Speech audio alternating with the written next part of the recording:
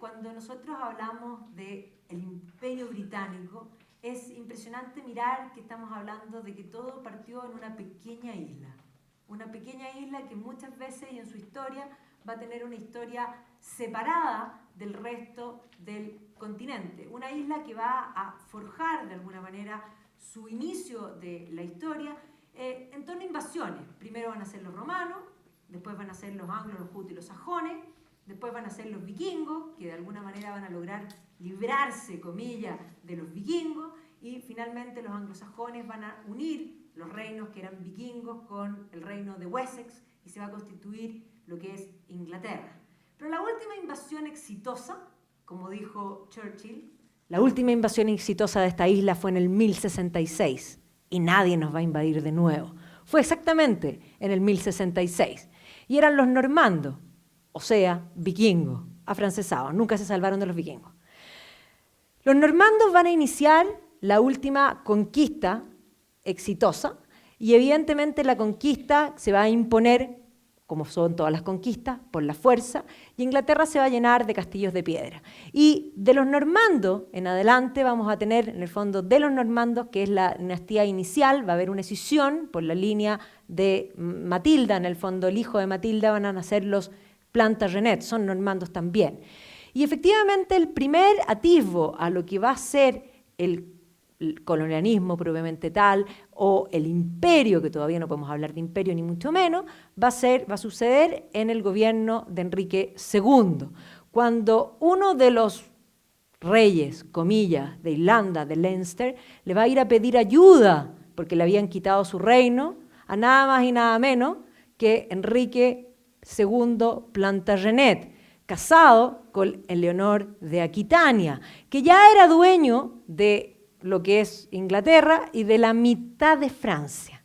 Y por lo tanto, esto que lo invitaran a Irlanda no le venía mal, obvio.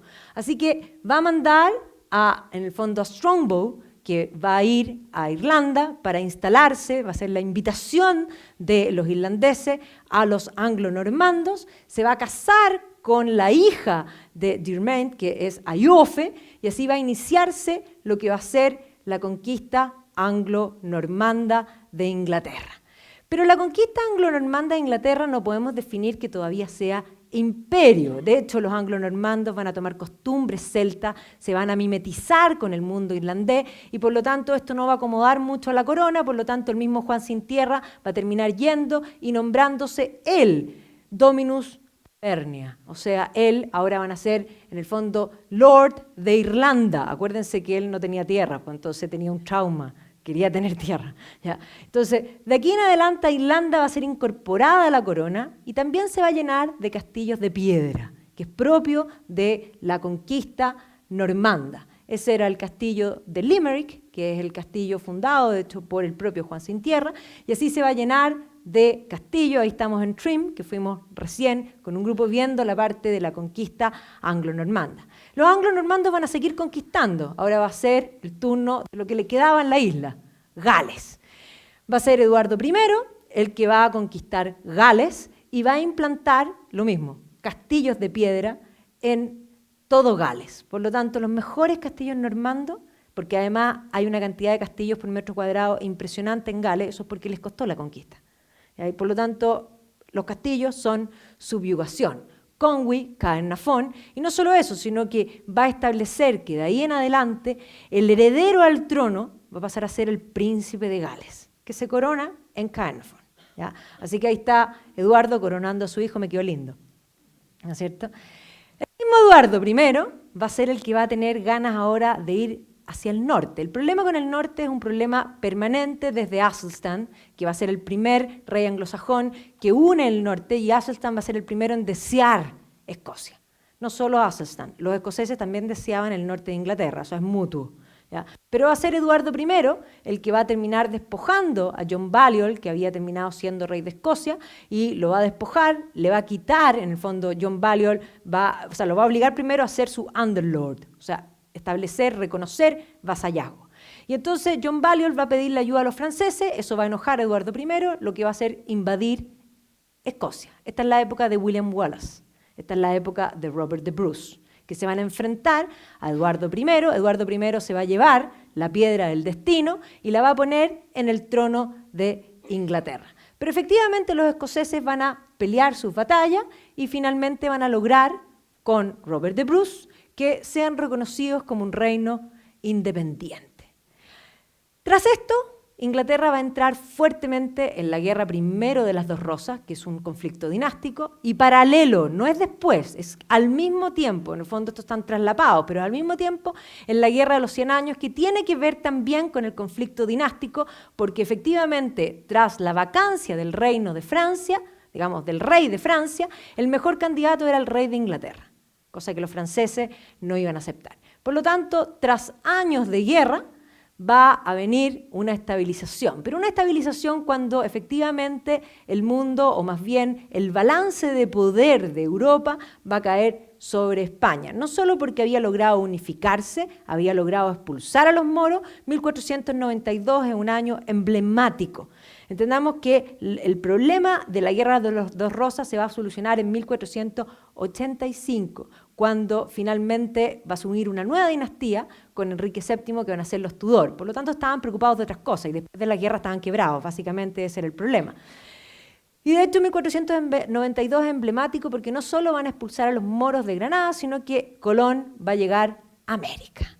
Y efectivamente la llegada de Colón a América, independiente que él nunca supo dónde llegó, para nada, juró que llegó a las Indias, va a abrir este mundo de las Indias occidentales, como las van a llamar después, porque estaba seguro que había llegado a la India, digamos, a Europa, esta conexión de este mundo. Y claro, entre medio, John Cabot, que no se llamaba John Cabot, sino que se llamaba Giovanni Caboto, era un italiano.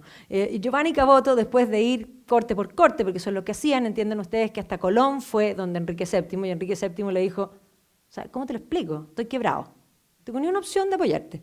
¿Ya? Pero cuando ya habían llegado los españoles, le dijo, bueno, vaya por la corona inglesa. Y John Cabot va a hacer un viaje y va a llegar a Norteamérica y va a tomar posesión por la corona británica, que fue, podríamos decir, una casualidad.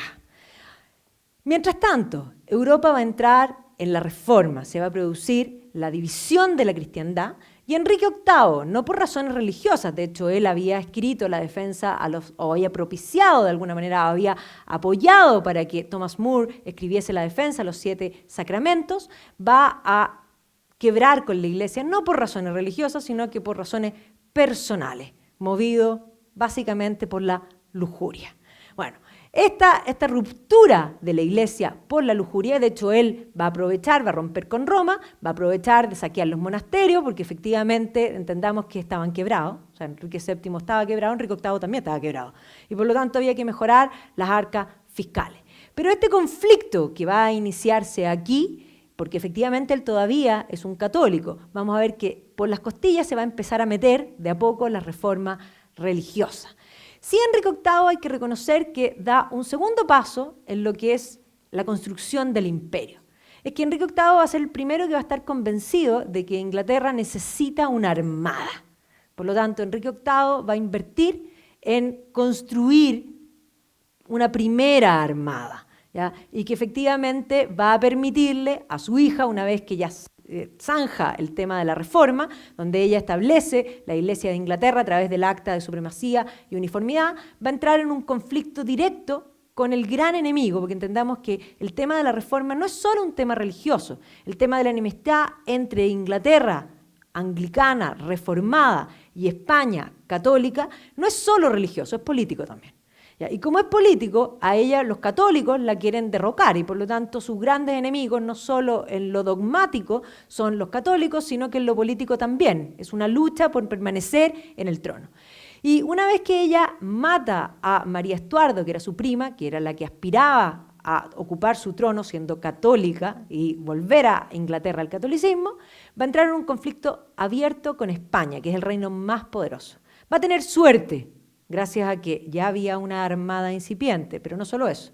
Tenía una armada, pero no tenía por dónde ganarle a Felipe II. Felipe II debió haber destruido Inglaterra. Sin embargo, el clima, y un poco más del clima, el clima más la estupidez y varias otras razones van a lograr lo imposible.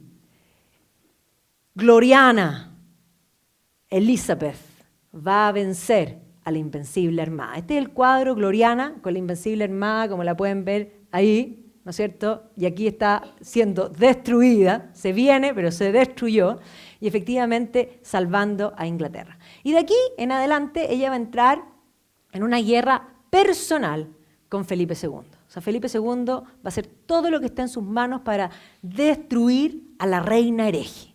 Y por lo tanto, ¿qué va a hacer? Bueno, va a decir, los ingleses son comerciantes, les voy a cerrar los puertos.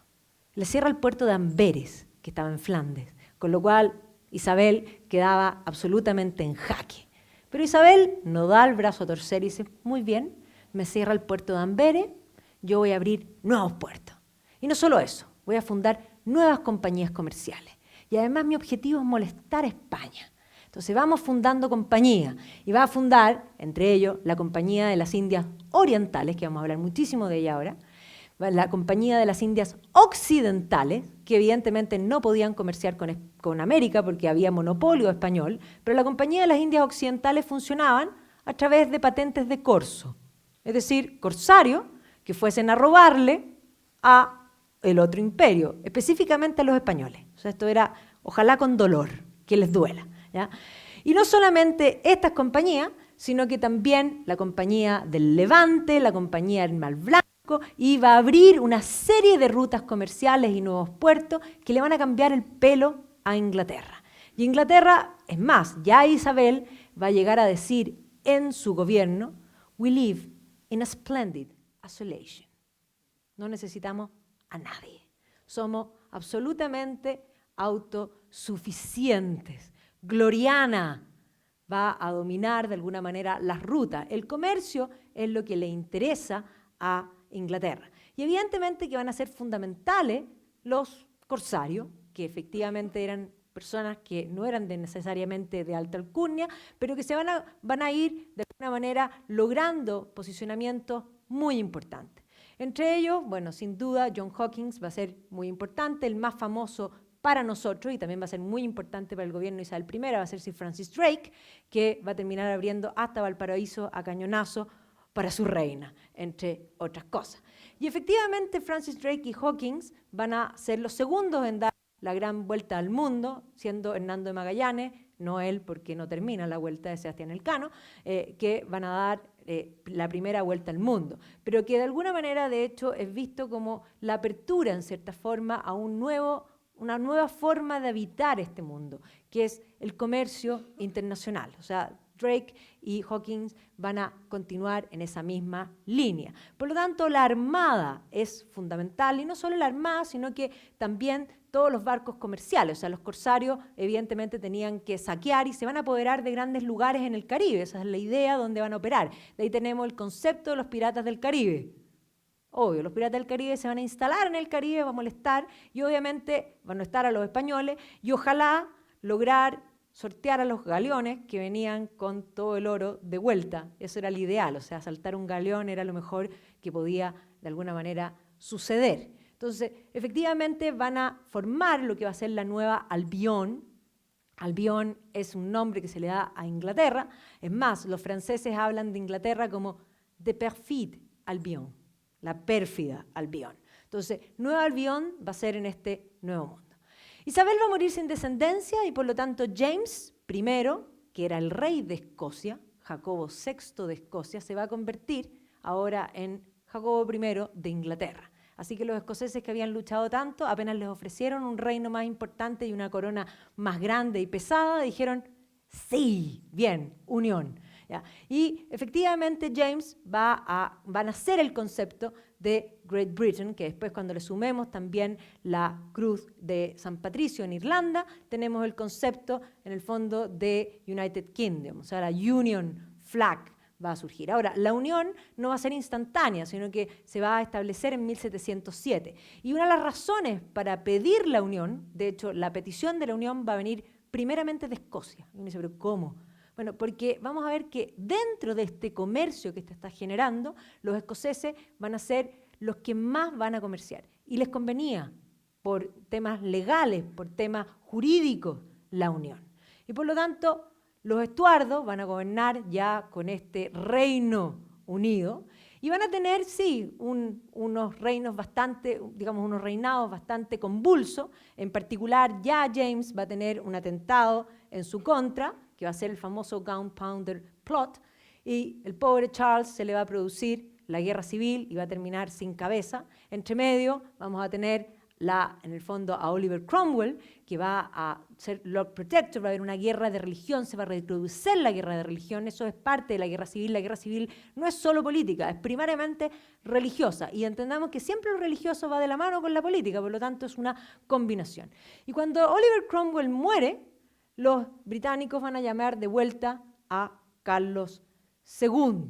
Es en el gobierno de los Estuardos, de hecho de James, del primero, en que van a llegar los primeros colonos, porque una cosa es que James Cabot haya tomado posesión para la corona británica de los territorios de Norteamérica, pero no había, digamos, no había todavía británicos en los suelos americanos. Entonces los primeros colonos británicos van a llegar durante el siglo XVII, entre ellos también van a llegar grupos de puritanos, pero no solo grupos de puritanos, también comerciantes, porque eso va a ser muy importante. Vamos a ver que de las cosas que van a hacer los colonos aquí rápidamente va a ser fundar compañías comerciales, ¿ya? Y eso es lo que van a hacer en forma permanente, y son las compañías comerciales las que van a manejar primariamente las colonias. Entonces van a iniciar la construcción de lo que va a ser James Fort, y luego se va a llamar Jamestown, y de ahí en adelante va a comenzar la historia de la que van a ser las 13 colonias americanas.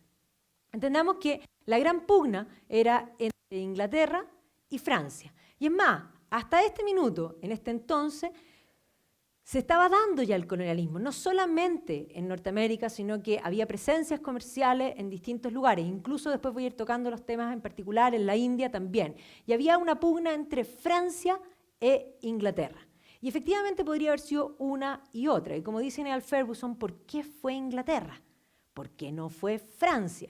Y particularmente hay que comprender que hay ciertas formas de ser, ciertas formas de alguna manera, de entender el mundo que van a permitir que sea Inglaterra, principalmente el apoyo a la iniciativa individual y de alguna manera un modelo jurídico que va a permitir, y no solo eso, sino que comprender lo que son los negocios y comprender las finanzas, que eso va a ser muy importante. De hecho, la razón por la que es Inglaterra y no es Francia es netamente financiera, ¿ya? Efectivamente, los ingleses van a tomar las ideas de los holandeses, ¿ya? Los holandeses van a ser los primeros en crear compañías comerciales, ¿ya? Y es más, van a ser los primeros en crear lo que van a ser sociedades, en el fondo compañías que además las van a dividir en acciones. ¿Ya? Y van a crear estas grandes compañías comerciales y van a crear la posibilidad de tener crédito habible. Sin crédito no se puede llegar a ninguna parte. Bueno, y los ingleses van a empezar a copiarle a los holandeses. Pero no solo le van a copiar, sino que después van a terminar incorporando a un propio holandés. Cuando saquen, en el fondo, a la línea Estuardo y se produzca la Revolución Gloriosa, van a hacer traer a William, príncipe de Orange, que era un holandés. O sea, lo que les faltaba de skills los van a terminar adquiriendo. Pero en este entonces están todavía peleando con Francia, y la Guerra de los 7 años, que es una guerra que se va a pelear primeramente en Norteamérica, se va a pelear también en otros lugares del mundo por razones comerciales con Francia. Y el triunfo de Inglaterra en esta guerra marca el triunfo de lo que va a ser el colonialismo posterior de parte de Inglaterra. O sea, aquí ya se juegan los dados. Y efectivamente la Guerra de los 7 años, además, va a ser una guerra cara que va a implicar que los ingleses les suban los impuestos a los americanos y va a gatillar la independencia americana también. O sea, muchas cosas suceden por la Guerra de los 7 años. La batalla de Quebec va a ser una batalla fundamental donde además van a tomar una de las ciudades, yo me atrevo a decir la ciudad más linda de Norteamérica por lejos, que ya era una colonia francesa, por supuesto, va a ser tomada por los ingleses, así va a quedar Quebec después de la toma de los ingleses, pero aquí ya va a participar un personaje que va a ser muy importante en el fondo, en la historia posterior del colonialismo, que no es este, sino que va a ser el capitán James Cook. ¿Ya? James Cook va a ayudar a combatir él lo habían mandado a Canadá, de fondo, pero a la parte británica, y él va a hacer el mapeo del río San Lorenzo y se va a dar cuenta dónde están los rápidos y va a ser decisivo en ganar esa batalla. Y con la batalla de Quebec ya ganada, la Guerra de los 7 Años queda en manos de los británicos. Tenemos nuevos piratas, que ya incluso eran menos elegantes que Francis Drake y Hawkins. Este era lejos el menos elegante de todos. Este se llama Morgan, ¿ya? Este es Juan Morgan. Y él incluso va a tratar de tomar posesión, esta es la época en que efectivamente van a tratar de establecerse en el Río de la Plata. Dicen que les enseñan con orgullo y echamos a los piratas ingleses con aceite, cuando debimos haberlos invitado. Pero bueno, los echaron. Así que efectivamente, ¿qué es lo que va a hacer finalmente Morgan? Morgan se va a instalar en Jamaica y desde Jamaica va a convertirse en un hombre respetable y va a terminar siendo gobernador de Jamaica. Así que ni siquiera corsario, porque primero partió siendo pirata. De pirata va a pasar a corsario, porque es mejor apoyarlo de parte del gobierno y que sean empresas individuales, obvio, y finalmente va a terminar siendo gobernador. Y así como la historia de Morgan, van a haber muchas historias más de personas que partían de muy abajo y que van a terminar, en el fondo, haciéndose cargo de estos nuevos lugares. Londres, Támesis, obviamente, tenemos un lugar que es un puerto donde llegaba todo el comercio de los distintos lugares. Y evidentemente, todo está sucediendo en esta época, en el fondo, en el siglo XVIII. Tenemos efectivamente un Londres que está pujante, el comercio es algo fundamental, y aquí es donde entra el personaje en cuestión, que ya les dije que había sido fundamental, en lo que fue el triunfo de la batalla de Quebec. El capitán James Cook, otra vez, otro que parte de cero, había en el fondo... Era hijo de un campesino, no tenía muchas opciones, pero el señor de las tierras le había dado educación, va a terminar siendo aprendiz de un marinero en Whitby y efectivamente le va a ofrecer ser capitán de un banco mercante y él va a decidir que no, que él quiere entrar a la Marina Británica. Y va a entrar a la Marina Británica. Y lo van a mandar primero a Canadá, a Quebec, y efectivamente va a ser crucial en la batalla de Quebec, pero se va a dedicar a hacer mapas. Era un fanático de hacer mapas.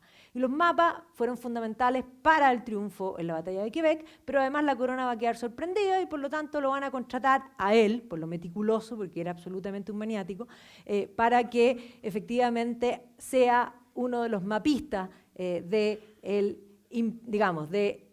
todavía no es el imperio propiamente tal. Así que va a ser llamado, el que había ido a Canadá, va a ser llamado para hacer un primer viaje en un momento en que la Ilustración está con la idea de medir y controlar todo. La misión del capitán Cook era medir la distancia de Venus en una alineación que se iba a dar y que el mejor lugar para verlo era en el Pacífico.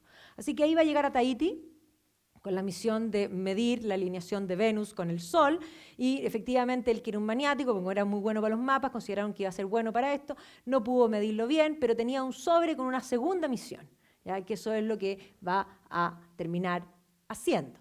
Así que va a iniciar su primer viaje, va a hacer 3 viajes de vuelta al mundo, no menores, o sea, este hombre la verdad es que le faltó que le salieran escamas, porque si hay alguien que tiene más millas marítimas en el mundo fue el capitán Cook, por lejos.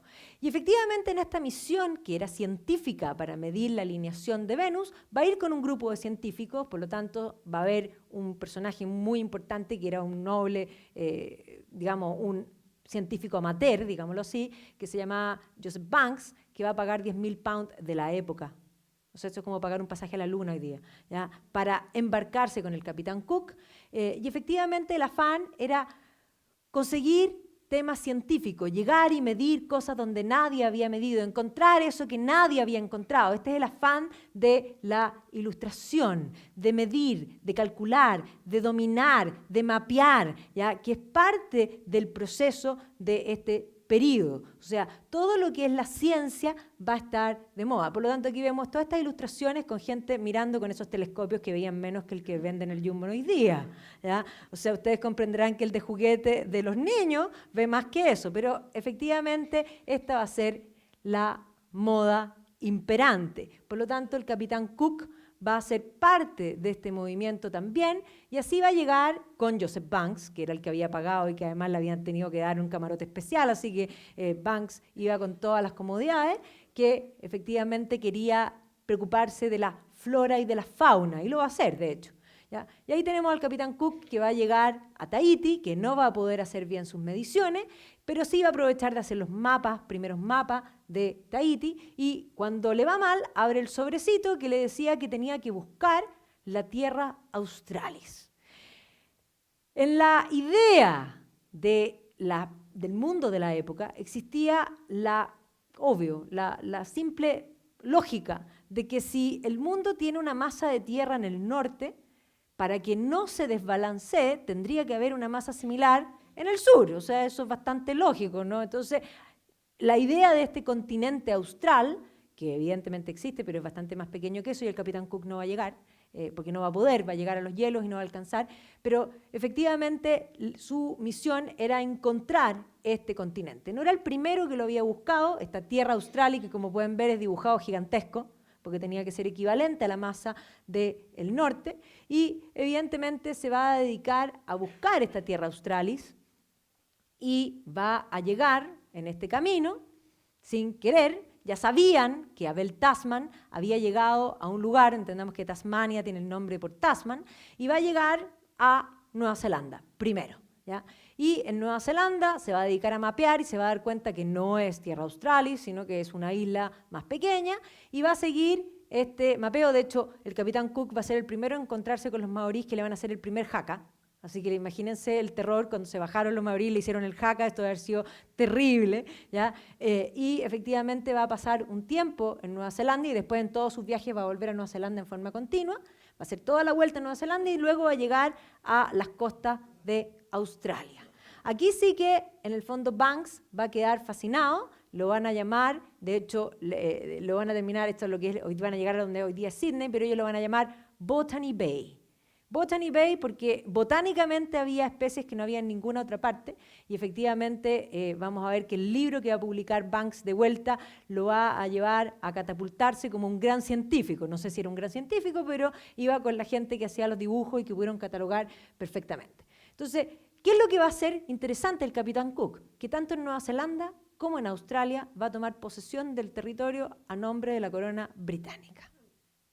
Así que ya además va a considerar que Botany Bay, aparte de que haya mucha flora y fauna y que el señor Banks estaba tan contento, eran unos pantanos miserables, porque eso es lo que él va a opinar, y que era un perfecto lugar, porque cuando él los describe, vuelve al almirantazgo, cuenta esto, entonces van a considerar que efectivamente este lugar donde Banks se va a volver loco por la flora y por la fauna, y que además pueden ver cómo se reía la prensa de él, era un buen lugar para llevar los buques que estaban llenos de presos, porque ya no habían cárceles posibles, y habían buques que estaban a las afueras. ¿Se acuerdan ustedes, si no han visto o no han leído, pero a lo mejor han visto las películas, en Great Expectations parte la obra de Dickens con un preso que se arranca de un buque, una prisión buque, ¿ya? Él y otro preso más y se agarran a combo. Bueno, efectivamente estos buques estaban llenos de presos, los van a terminar llevando a lo que va a ser esta prisión. Botany Bay era como mandar a la gente a la luna, era como el equivalente, era como mandarlo lo más lejos posible.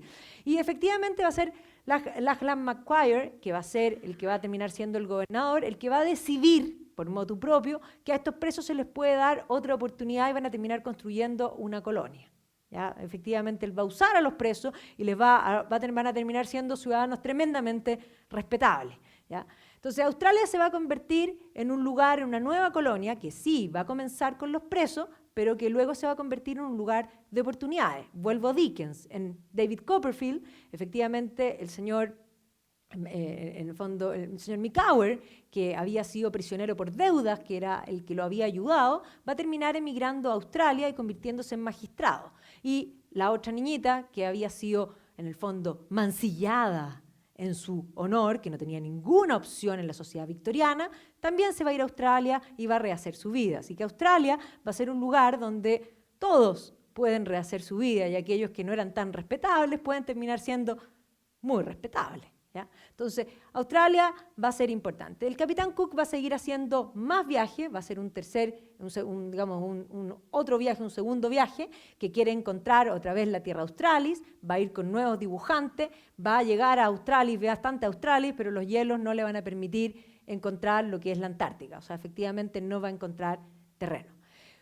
Lo que es fundamental ya para los británicos en este minuto es el comercio, en particular han adquirido el gusto por el té. Y eso va a implicar que empiecen a explotar las, en el fondo, colonias que se han logrado hacer en las islas del Caribe, particularmente para plantar azúcar, porque el té y el azúcar van de la mano. O sea, si podemos pensar que lo que era lo más comerciado en este minuto, azúcar. Lo más codiciado era el azúcar, y el azúcar, que en este tiempo era un bien de lujo, para, en el fondo, comienzos del siglo siguiente, era un bien de primera necesidad. Entonces, el té y el azúcar van de la mano. No solo los tomaban té, sino que también tomaban el café, lo que también el azúcar es algo importante. Entonces, ya en el siglo XVIII, la sociedad de consumo va a ir creciendo en Inglaterra. Estamos en una revolución industrial incipiente y el consumo va a empezar a aumentar de muchos bienes, no solamente de bienes de comida, digámoslo así, sino que también suntuarios de cosas que van a empezar a ser importantes, porque con el té y el azúcar van a venir las tazas, ¿ya? Y Wedgwood va a ver una oportunidad y va a abrir una empresa. Y junto con eso van a venir las telas. ¿Y de dónde vienen las telas y los vestidos, la moda? Van a surgir por primera vez el concepto de closet. ¿Ya? Antes de eso no existía. Entonces, efectivamente el té va a ser algo fundamental y por lo tanto, ¿de dónde venían estos bienes? Los bienes más apreciados, particularmente venían de Oriente, específicamente muchos de la India. Y por lo tanto, el encontrar el camino a la India no era por las famosas especies, sino que era por algo nuevo, era por algo que podría ser algo que uno podía no tenerlo. Wedgwood se va a hacer millonario vendiendo taza, porque el té, el azúcar, las tazas van al mismo tiempo y además le va a vender taza a la reina Ana, le va a hacer un juego a Catalina la Grande, todo el mundo quería tener tazas Wedgwood. ¿Ya? Entonces, efectivamente, Wedgwood se va a hacer millonario, va a poner tiendas, hasta la tienda de Wedgwood del siglo XVIII, o sea, un poco para que se hagan la idea, o sea, una cosa fabulosa. Las telas venidas de la India y bordadas a mano eran lo más codiciado. Por lo tanto, la ropa va a pasar a ser, la moda se va a imponer, porque si bien uno puede comer una cantidad limitada de azúcar, por más que nos guste el azúcar, una cantidad que podemos comer, pero en la ropa siempre uno puede más. ¿Ya? Entonces, efectivamente, el no me combina va a empezar a ser algo importante. Entonces, le van a pedir nuevamente al capitán Cook que una nueva misión. La nueva misión era una misión secreta. Así que esta misión secreta nadie podía saberlo porque esto es una guerra comercial. Entonces, ¿cuál es la misión? Efectivamente, todos los caminos a la India estaban controlados por otros operadores comerciales. Inglaterra necesitaba un camino directo a la India. Y el mejor camino que podían encontrar era la ruta por el norte. Por el Polo Norte tenía que haber un paso. Entonces, le van a pedir al capitán Cook que vaya a cargo de esta búsqueda de este camino por el norte. Suena una idea hoy día para nosotros loca, pero entendamos que en este contexto de la exploración era una idea posible. Hay una serie muy buena que se llama Terror, que ya es posterior del Capitán Cook, que el Capitán Cook no lo va a encontrar. No solo no lo va a encontrar, sino que en este tercer viaje va a encontrar la muerte. ¿Ya? Y efectivamente hay esta serie posterior y también están en lo mismo, en buscando el paso por el norte, o sea, una idea. Es más, el Capitán Cook en este tercer viaje va a pasar por la isla de Pascua. Él no se llevó el Moai, les digo al tiro, pero se lo llevaron después.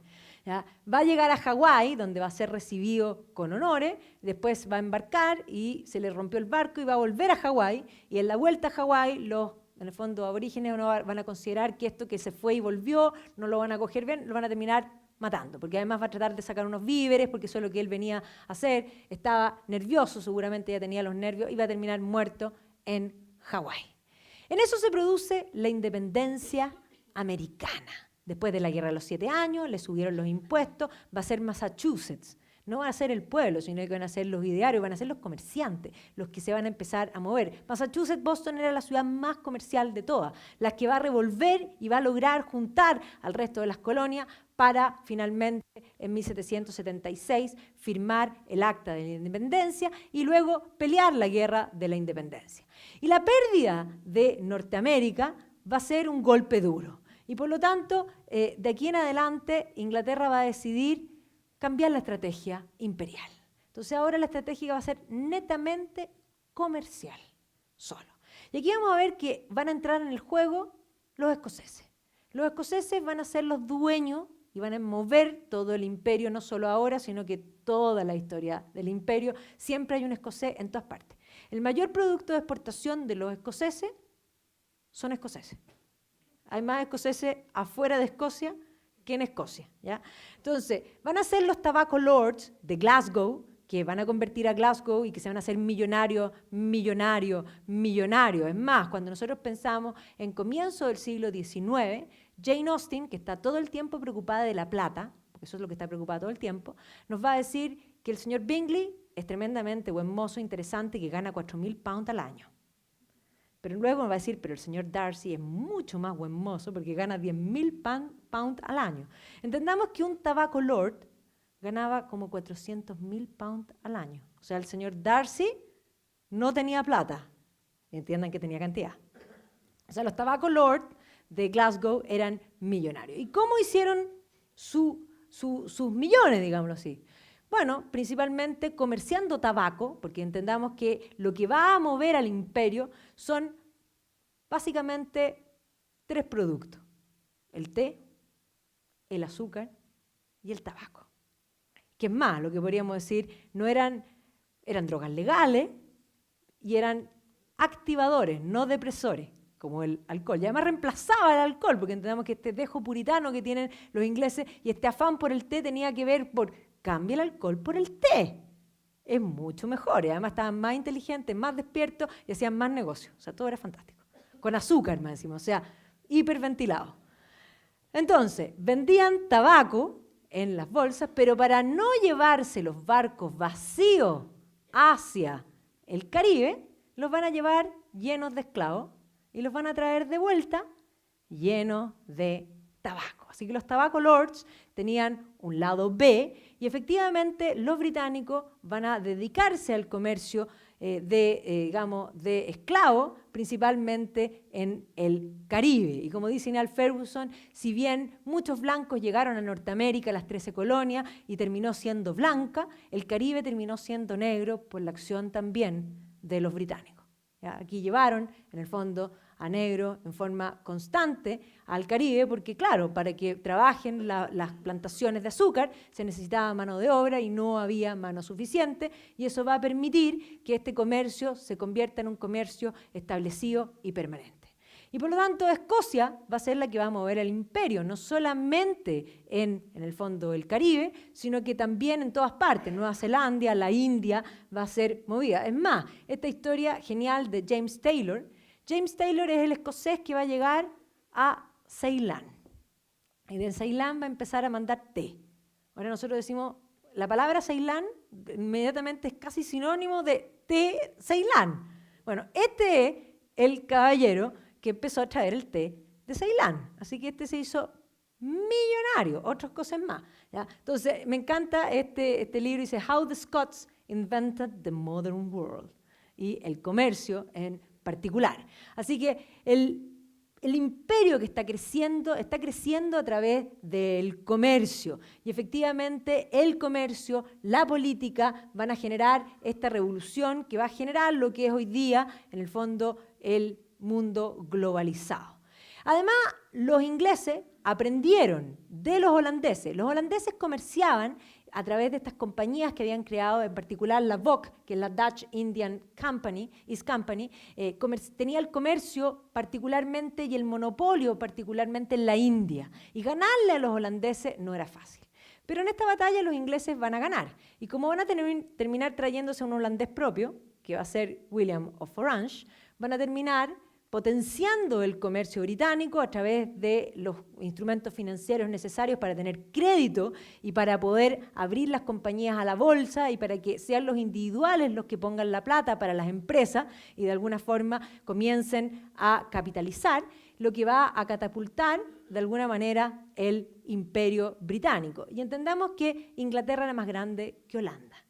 Y por lo tanto, las buenas ideas holandesas, las buenas prácticas financieras holandesas van a ser adquiridas por los ingleses y eso va a marcar la gran diferencia y va a permitir la construcción del imperio. Va a permitir que la Compañía de las Indias Orientales, que había sido fundada por Elizabeth y que no le ganaba a la VOC, termine ganándole a la VOC. Es más, se van a librar batallas, sí, batallas comerciales que las va a ganar, batallas comerciales que se pelean con tropas. Entendamos que la Compañía de las Indias Orientales tenían tropas y le van a ganar a los holandeses sus enclaves en la India. Y por lo tanto, a la India van a entrar primero como comerciantes.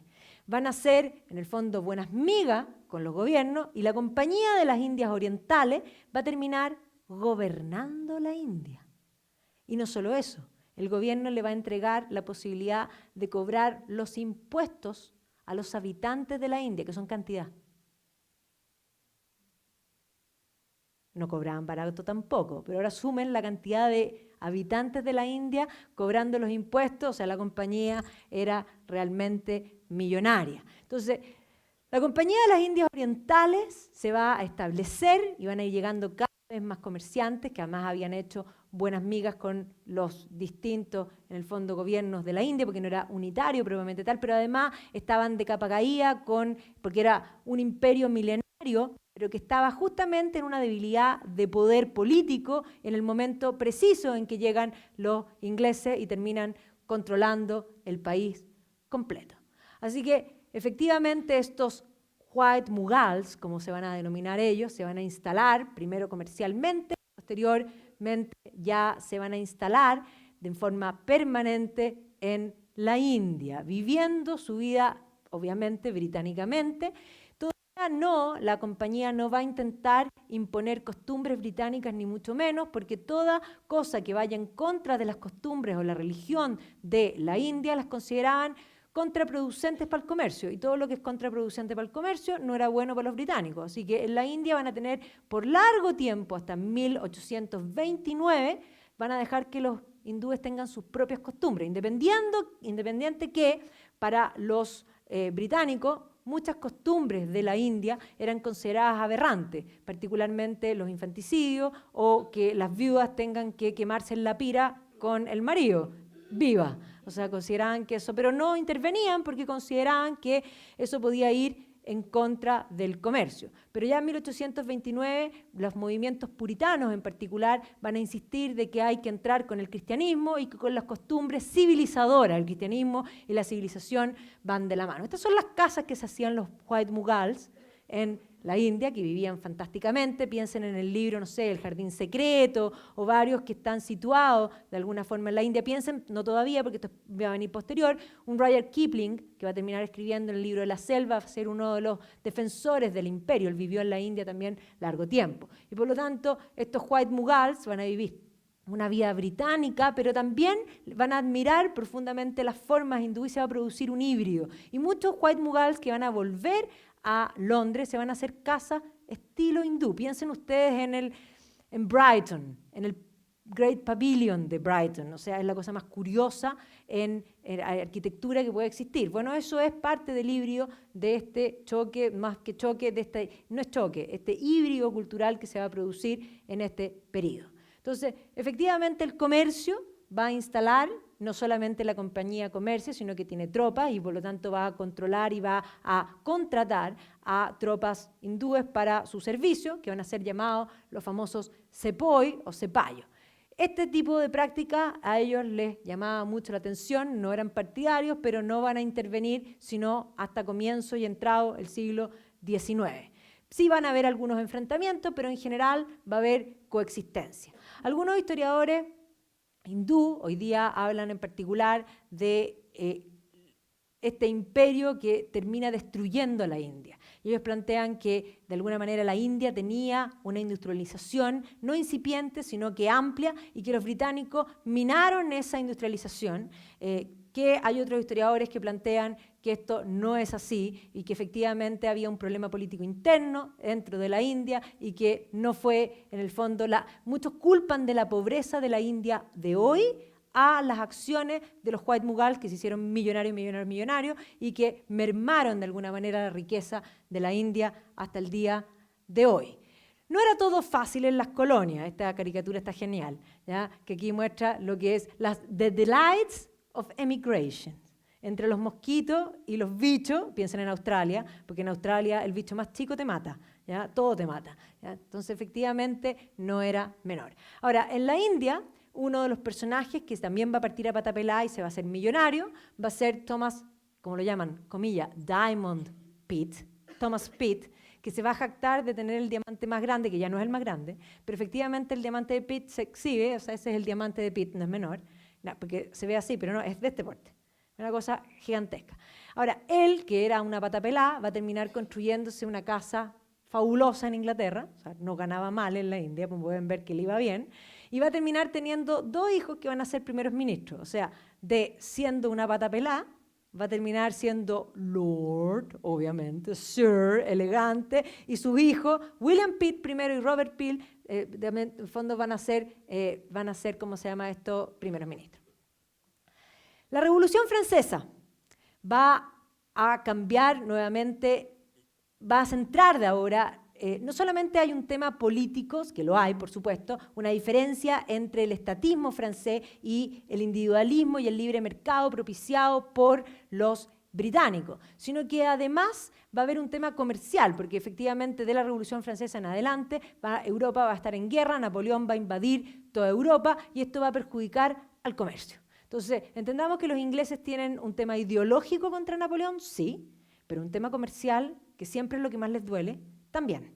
¿Ya? Y por lo tanto, los ingleses van a ser los que se van a poner mayor oposición a Napoleón, y la obsesión de Napoleón por Inglaterra es la que lo va a terminar destruyendo. Después de ser vencido en la batalla de Trafalgar por el almirante Nelson, que ya lo había vencido en la batalla del Nilo, Napoleón le va a poner un bloqueo continental, impidiendo el comercio. ¿Ustedes creen que los británicos se iban a quedar tranquilos? No, obvio que no. Y esto va a implicar, porque ya estaban jugando los franceses, van a ver que siempre los británicos dibujan a Napoleón. Napoleón era chico, pero no era tan chico. Es más, no era tan chico. Son los ingleses los que lo dibujan absolutamente minúsculo, ¿ya? Parece que no era ni siquiera tan chico, medía sobre 1,70 m y algo, lo que uno se imaginaría que medía como 1,50 m. No, ¿ya? Eso es parte de la caricatura. Entonces aquí vemos que efectivamente estaban jugando a dividirse el mundo, y esto es bien importante. El comercio británico para, en el fondo, 1802 en relación a 1700, había crecido enormemente, y por lo tanto esto de que le cerraran la salida por el bloqueo continental y que además los barcos pudieran ser en el fondo bombardeados por barcos franceses no era algo que les conviniese para nada, y por lo tanto van a hacer ensanchar el Canal de la Mancha, planteando que nosotros somos los buenos, Napoleón obviamente es el malo, y van a terminar esta obsesión de Napoleón por los británicos. Esta caricatura es genial. Nosotros somos los buenos, ellos son los malos. O sea, aquí miserables, todos pobres, el demonio mismo, la muerte, y aquí la paz, Britania, ¿ya? Está del lado de nosotros. Es más, el King George, miren cómo mira a Napoleón. O sea, mini mosca. Y van a ser los rusos, los que definitivamente el ejército del zar Alejandro, el que va a terminar derrotando a Napoleón. Así que los aliados van a terminar apagando a Napoleón. Con la derrota de Napoleón en 1815, el imperio se va a hacer de nuevas posesiones. Se va a hacer, ya se había tomado Malta antes, pero ahora va a ser de ello. Mauricio, Santa Lucía, Tobago, le va a ceder también, van a haber sedes hacia otro lado, pero efectivamente en África van a haber posiciones que van a ser importantes para los británicos. El comercio del azúcar con el Caribe sigue siendo lo más importante. Si nosotros pensamos a comienzos del siglo XIX, ya había movimientos antiesclavistas que van a lograr que en Inglaterra se establezca que no hay esclavitud en suelo inglés. Bueno, súper fácil, pues si no habían esclavos en suelo inglés. El problema es que decir, no hay esclavos en suelo inglés, está abolida la esclavitud en Inglaterra, pero no en las colonias. Entonces van a seguir peleando por el tema de la esclavitud. Es más, cuando Jane Austen escribe Mansfield Park, le pone ese nombre, y dentro de la obra, Fanny queda muy choqueada cuando se da cuenta que la familia, la riqueza de la familia venía de estaciones, en el fondo, esclavistas. Y es más, el nombre de la obra Mansfield Park, el barón de Mansfield había sido uno de los protagonistas de las luchas en contra de la esclavitud. Y por lo tanto, este era un tema candente y era un tema que se iba a tener que zanjar, a la corta o a la larga. El imperio, 1750, unas pequeñas posesiones, 1875, algunas más. ya 1899 vamos creciendo, ¿ya? Y ya para el 22 va a llegar a su máxima extensión. O sea, de los caballeros del siglo XVI a la Primera Guerra Mundial va a ser el momento de mayor auge, que coincide con el reino de la reina Victoria.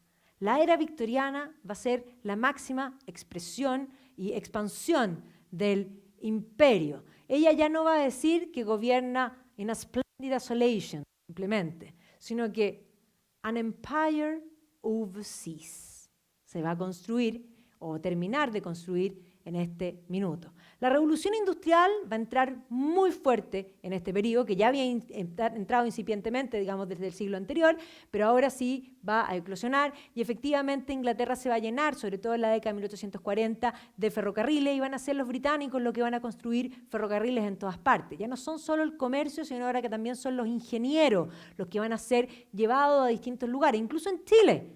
Los británicos construyen nuestros ferrocarriles. Incluso en Chile, los que manejan el salitre, el rey del salitre era el señor North. ¿Ya? O sea, efectivamente los británicos, donde había comercio, ahí estaban. Britannia comienza a aparecer como una idea. Y ya en la época victoriana, este probar fuerza se va a manifestar en lo que va a ser en la década de 1850, en la guerra de Crimea. Crimea no es más que esta pequeña península que siempre las ha importado tanto, sobre todo a los rusos. A los rusos les ha importado porque sí, ahí en Quersoneso se va a convertir el primer zar a la religión ortodoxa, razones religiosas. Pero razones políticas, otra vez, la política y la religión están de la mano. Es la salida del Mar Negro y del Mar Negro al Mediterráneo. Los rusos tienen un problema. Por arriba los mares se les congelan. ¿Por qué a Putin le importa Crimea? Por eso. Bueno, Crimea era fundamental y aquí va a haber una excusa, que es la protección supuestamente de los santos lugares y va a estallar una guerra donde vamos a tener a los protagonistas que van a ser Rusia. La razón de la guerra de Crimea, la verdadera razón, era probar si Rusia realmente era tan poderosa y no lo era.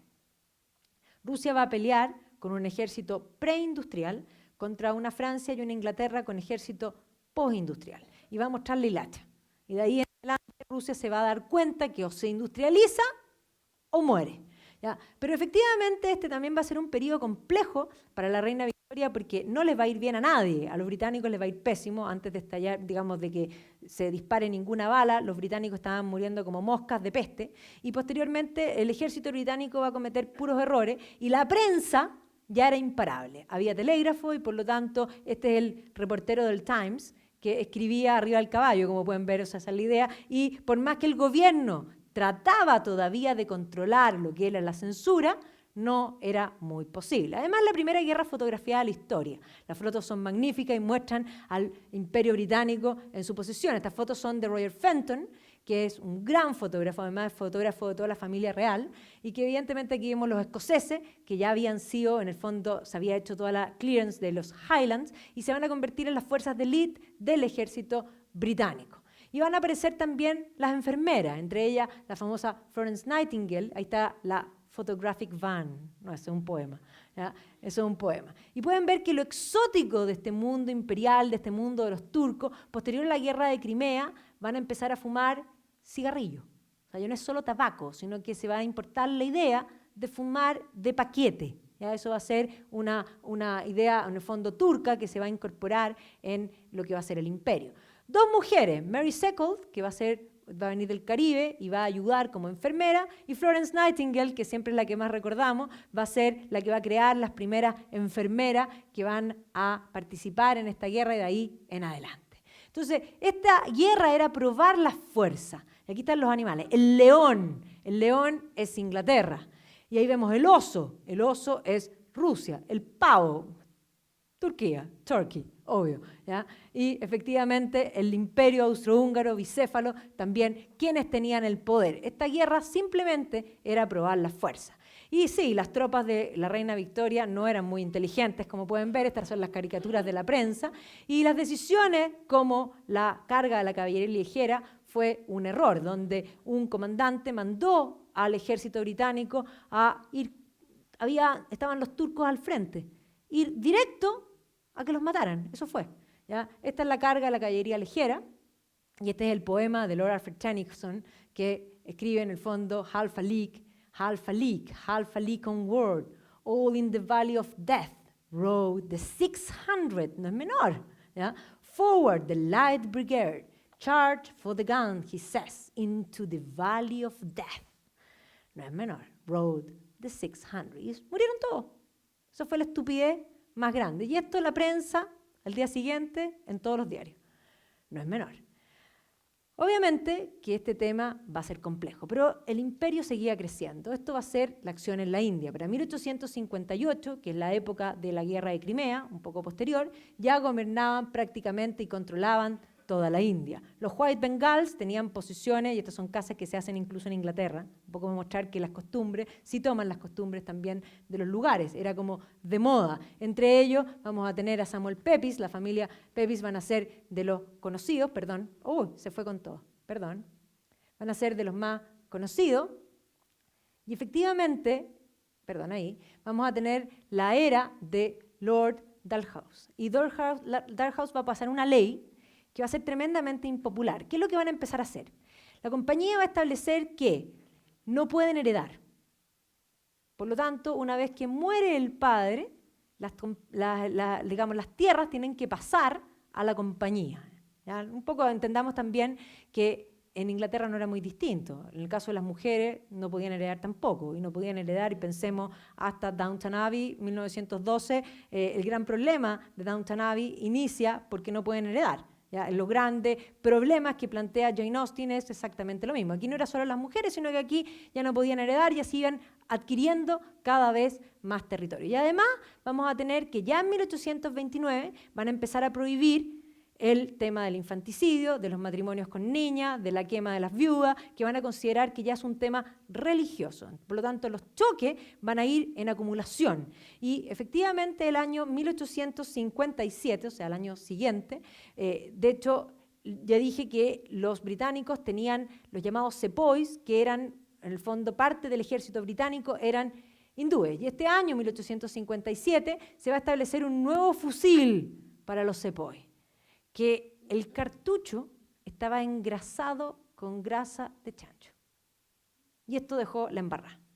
Para ellos, religiosamente, eso es absolutamente intocable y por lo tanto se va a generar una rebelión, pero no es el cartucho. El cartucho simplemente es la mecha que terminó haciendo explotar esta situación. Esta es una película de Bollywood que se llama The Rising, The Ballad of Mangal Pandey, porque Mangal Pandey va a ser uno de los líderes, y se van a levantar distintas ciudades y a blanco que agarran, lo matan. Mujeres, niños, todo. ¿Ya? O sea, esto la verdad es que quedan todos los británicos de una pieza. Estas son las ciudades que se van a levantar, estos son los ataques, donde efectivamente va a ser un horror, muchos van a alcanzar a huir, pero muchos no, van a morir. Vamos a ver que la prensa muestra a la reina Victoria llorando por sus hijos, principalmente las mujeres y los niños, poniéndolo en primera plana. El arte va a pintar, en el fondo, este horror que ha sucedido, y es más, van a empezar a clamar las voces, particularmente de aquellos que eran puritanos y que consideraban que el rol civilizador venía por terminar con la religión establecida y imponer el cristianismo, van a empezar a pedir justicia.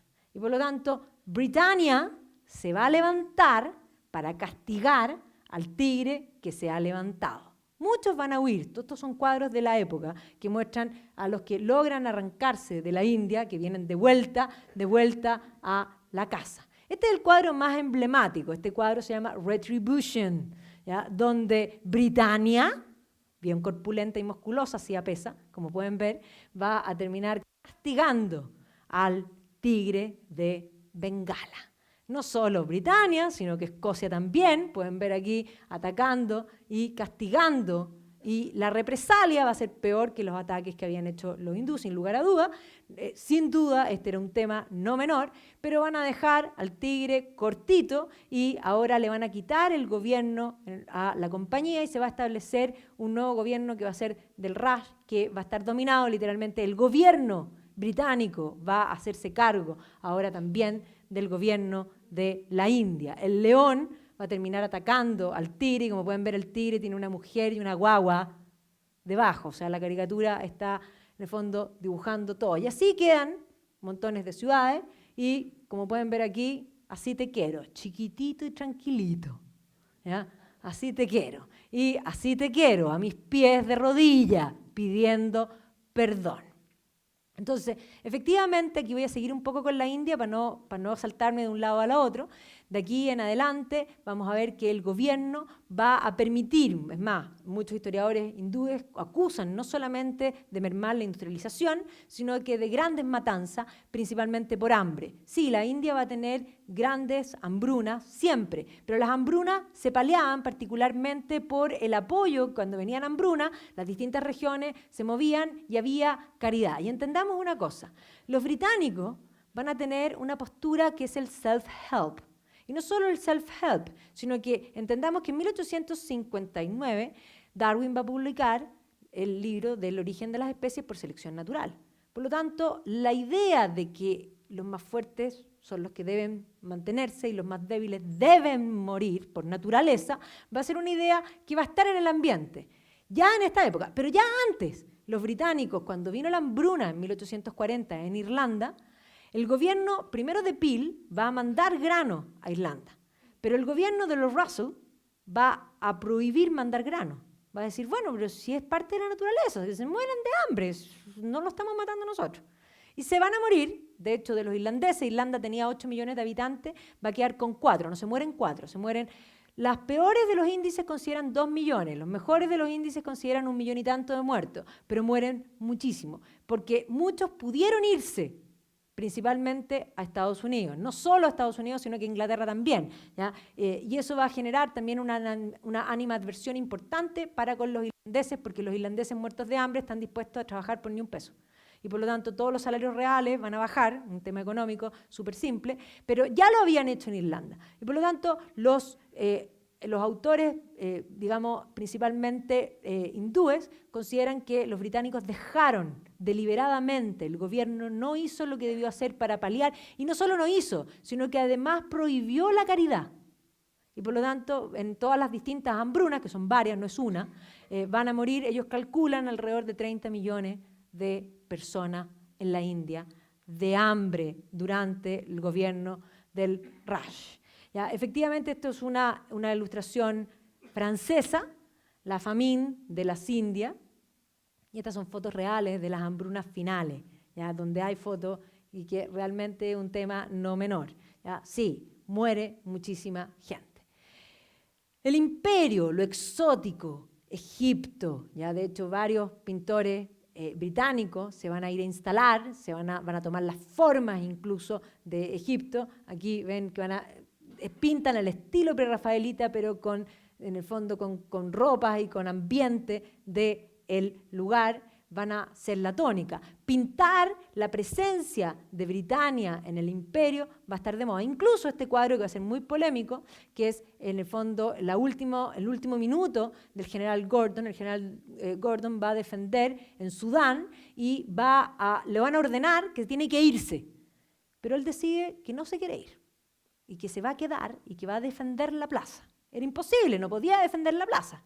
Y efectivamente lo van a matar. Pero este cuadro y esta muerte va a convertirse en un emblema de lo que debe ser el británico y en un héroe de la defensa y en el concepto que va a empezar a surgir en la segunda mitad del siglo XIX de que de alguna manera hay blanco y negro, hay civilización y barbarie, hay religión verdadera y religión que hay que terminar, que va a ser parte de la tónica de la segunda mitad del siglo XIX.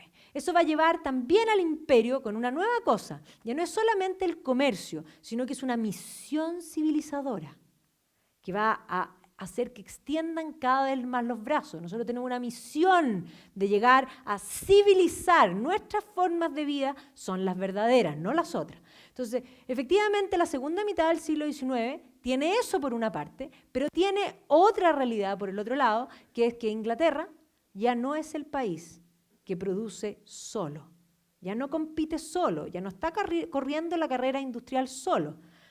Alemania, Estados Unidos han entrado fuertemente y por lo tanto este afán de dominio tiene que ver con mostrar poder. Y aquí una figura importante, sobre todo en África, va a ser el famoso Cecil Rhodes, que tenía como misión construir los ferrocarriles y que va a terminar siendo dueño, y es más, va a terminar poniéndole su propio nombre a uno de los países, Rhodesia. Como ponerle, como siempre yo me río, Magdalenita. Esto es mío, ¿ya? Ok. Cecil Rhodes va a ser parte. Y no solo Cecil Rhodes, que podríamos decir es una figura ambivalente, porque sí, va a ser un ingeniero, va a construir ferrocarriles. Es más, cuando muchos dicen el imperio es todo malo, dicen, bueno, pero hay cosas buenas, les dejamos los ferrocarriles. Bueno, entonces varios dicen, bueno, y no se los podían llevar, ¿ya? Pero efectivamente va a haber otra cara, en particular de exploradores, y dentro de estos exploradores, un explorador va a ser emblemático en África y va a cambiar la forma del colonialismo en África. Y va a ser, en el fondo, Livingstone. ¿Ya? Livingstone va a ser un misionero, pero que además buscando, porque lo que él quería era impedir el comercio de esclavos. Y para impedir el comercio de esclavos, él estaba seguro que lo que había que hacer era establecer un comercio real y establecer normas, prohibir la esclavitud, pero además establecer algo que fuera lucrativo para que no se llevaran a más gente y además llevar el cristianismo. Pero además en ese camino se va a convertir en uno de los exploradores. O sea, varios exploradores buscaban la fuente del Nilo desde antes. Este libro es magnífico, ya los exploradores del Nilo, que efectivamente buscaban el origen de la fuente del Nilo y así van a llegar al famoso lago Victoria, ¿no es cierto? Y después en el fondo Victoria Falls también, todo se llama Victoria en honor a la reina, ¿ya? Y ahora Tim Gill también sacó la biografía de Stanley, que no es menor. Pero ya Robert Barton, no el de Liz Taylor, este es el primero, Robert Barton va a ir a buscar la fuente del Nilo y va a hacer los primeros viajes, en el fondo entrando junto con Speke, y no van a lograr encontrar el lugar. Pero ellos ya habían hecho grandes conferencias y una película extraordinaria, se los recomiendo, que cuenta esta historia de estos dos primeros exploradores por el Nilo. Y Livingstone, buscando la salida, porque él quería buscar un río, porque él si encontraba un río iba a haber rutas para el comercio, eso es lo que él quería. Va a terminar encontrando lo que Barton y Speke habían buscado y no lo habían encontrado. Y además se va a perder, ¿ya? Y cuando se pierde, lo van a salir a buscar porque era emblemático, a él sí lo querían, él va a ser el primer fundador de colegios, de escuelas en África. Entonces lo querían cantidad y van a llamar para que lo vayan a buscar y van a contratar a un británico, que era Stanley, que se había ido a vivir a Estados Unidos, porque odiaba a Inglaterra, era un niño en una workhouse, y Stanley entonces va a venir con bandera americana, pero no era americano, era británico, y finalmente va a encontrar a Livingstone, y entre medio de puros negros va a encontrar a un blanco y le va a decir, Mr. Livingstone, I assume, obvio, ¿ya? Y lo va a encontrar, ¿ya? Así que ahí está Livingstone fotografiándose. Entonces, la presencia en África de 1880 ya había una gran presencia, pero para 1913 Inglaterra dominaba casi un corredor completo, ¿ya? En lo que era África. Britania llevaba la civilización, la paz, las comunicaciones, digamos, los ferrocarriles. Britania, gobernado por la reina Victoria, significaba la civilización. En la exhibición de 1851 pueden ver que el pabellón, o sea, no solo el pabellón, sino que eran los pabellones del mundo, mostraban no solo la grandeza industrial, sino que la grandeza imperial del imperio. O sea, el imperio tenía Victoria, tenía el mundo a sus pies. Este cuadro es súper emblemático, también se pinta con estos fines. Todos los cuadros también entiendan, esto es política, ¿ya? No solo eso, aquí vemos en el fondo misiones de Birmania que vienen en el fondo a ver a la reina, misiones desde el África que vienen a prestarle en el fondo pleitesía a la reina, y la reina tiene a todos sus ejércitos de distintos colores en el fondo en torno a ella, cuadrándose en el Empire of the Seas. Pero la unificación alemana del 71 hizo que el señor Otto von Bismarck dijera, bueno, yo también quiero un pedacito, porque no me dejaron nada, te unificaste tarde, ya nos dividimos. ¿Cuál es mi pedazo en la torta? No me queda mucho. Independiente que Bismarck no buscaba el imperialismo era popular, era lo que estaba en boga, y por lo tanto van a tratar de tomar lo que puedan tomar. Y mientras tanto Estados Unidos va a ir creciendo, el tío Sam va a ir poniéndose cada vez más gordito y por lo tanto el juego era quien dominaba más. Pero Inglaterra tenía en este sentido, independiente que ya no producía más, era el país que dominaba más en el mundo. Y efectivamente cuando Benjamin Disraeli va a ser el primer ministro, va a enfatizar en el colonialismo. Y es más, cuando se unifica Alemania, y no solamente ahora en el fondo padre del marido de la hija de la reina Victoria es el Kaiser. Eso significa que luego el marido de la hija va a ser Kaiser, por lo tanto la hija va a ser emperatriz, y después el nieto va a ser emperador, y la reina es reina nomás. ¡Qué picante! No. Tenemos que darle un título, emperatriz. Entonces ahora va a ser Victoria, Regina et Imperatrix. ¿De dónde? De la India. Así que va a ser la emperatriz de la India. Y efectivamente esto a ella le va a encantar. Y aquí es cuando la reina Victoria decide, ella que es emperatriz de la India, que le traigan sirvientes de la India para el jubileo. Y ahí llega, ¿no es cierto?, el famoso sirviente que va a ser, en el fondo, su favorito, no en el sentido carnal, por favor, si ella era como su madre, pero es más, era con quien ella, más que su madre, la abuela podría haber sido, ¿ya? Pero ella va a poder conversar como no podía conversar con nadie, con, en el fondo, con su querido, en el fondo, Abdul. Y aquí vemos cómo le entrega la corona imperial, y, genial, disraeli, en el fondo, disfrazado. Y disraeli, además, para hacer un buen paso a la India, va a ver que los franceses están construyendo el canal, supuestamente están en el proyecto del canal de Suez, pero faltaba plata, y entonces los Rothschild le dicen, yo le presto la plata, pase la plata para acá, y va a terminar tomándose el canal de Suez, donde efectivamente ahí está la llave para el canal, está muerto de la risa de Disraeli, ¿ya? Y aquí está genial, pasando la plata por detrás al gobierno, en el fondo, y va a terminar estableciendo no solo el dominio del canal, sino que para controlar el canal, el protectorado de Egipto. Obvio, hay que proteger a Egipto porque es el paso para el resto, para la India, la llave para la India. Entonces, efectivamente, ahora no es la reina la coronada, sino que Disraeli, el favorito de la reina. Además, él le decía todo el tiempo, hasta que era linda. Eso no se lo van a haber dicho mucho. Entonces pueden ver que efectivamente la lucha imperial no era menor. Todo el mundo estaba sobre el tablero. China también. Y por lo tanto aquí vemos que los chinos están reclamando cuando están la reina Victoria, ¿no es cierto?, el Kaiser, el zar, ¿ya? Están, y Francia también mirando desde detrásito, diciendo a ver qué. Es más, de China sacaban té, sí, de acuerdo. Pero tenían que poder comerciar algo a cambio y se van a dar cuenta que lo que les gusta a los chinos es el opio. Ahora entendamos que el opio era algo legal en Inglaterra. Uno compraba opio como quien va a la farmacia. Es más, Bayern, cuando parte con sus productos de painkiller, comerciaba aspirina y la otra marca era heroína. O sea, si a usted le duele la cabeza, tome aspirina. Pero si le duele mucho, tome heroína. Se le va a pasar el dolor de cabeza. Está garantizado. ¿Ya? Entonces, entendamos que era una cultura opioadicta. Venía el doctor, uno tenía tos y te daban láudano. Y el láudano es opio con alcohol. O sea, el remedio del doctor te mataba. Es más, a las guaguas, para los dientes cuando están saliendo, también les ponían, o sea, era una cosa increíble. Las señoras se juntaban a tomar té y uno dice, ¿qué lata sabía? Le echaban una cucharita de opio al té. Así que conversaban, fabuloso. ¿Ya?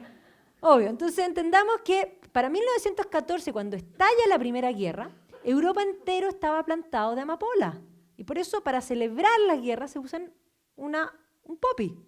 O sea, el poppy por los campos de amapola. O sea, no es porque son lindas, aclaremos, son muy lindas, pero estaban en todas partes. Y plantaban amapola en todas partes para llevársela a la India, porque van a descubrir que es un muy buen negocio, por lo tanto, venderle. Es más, ya desde antes comerciaban con los indios, o sea, digamos con los chinos.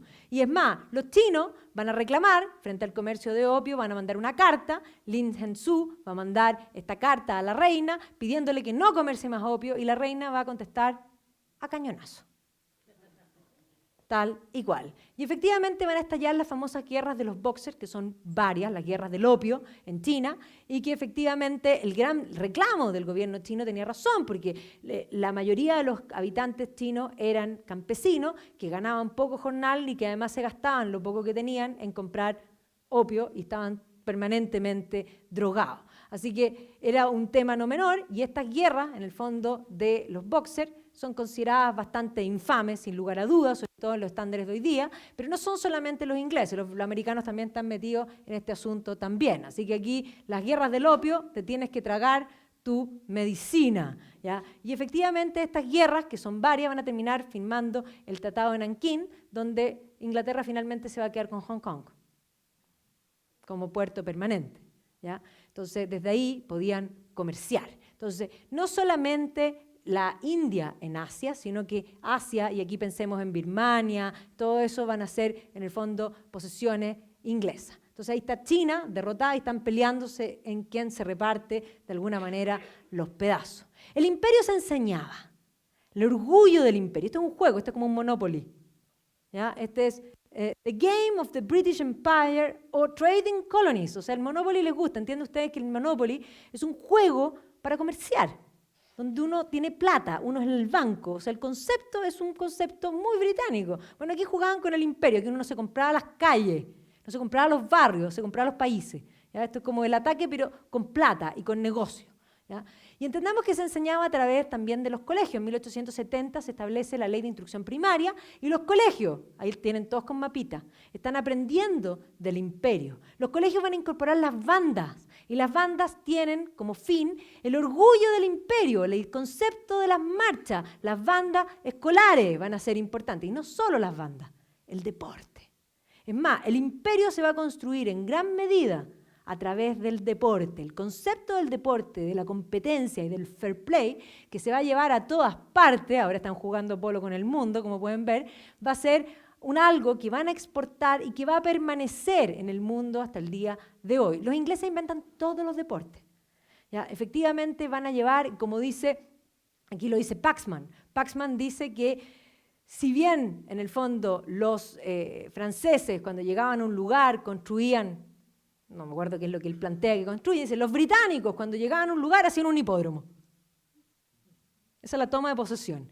Y es más, los clubes que se van a crear van a ser parte de este ideario y permanecen hasta el día de hoy. Es más, los indios juegan y son secos en el cricket. No solo el cricket, en el fondo el box, el rugby. O sea, piensen ustedes en Nueva Zelanda, Australia sin rugby. O sea, sería como impensable. El haka no lo conocería nadie, aparte del capitán Cook que lo vio por primera vez, ¿ya? Entonces, entendamos que el concepto del habitar también va a tener esta otra cara. Por supuesto, aquí vemos la convivencia y que lo que uno se imagina siempre, el rapaz de alguna manera, que los tiene a sus pies. Pero no es solo eso.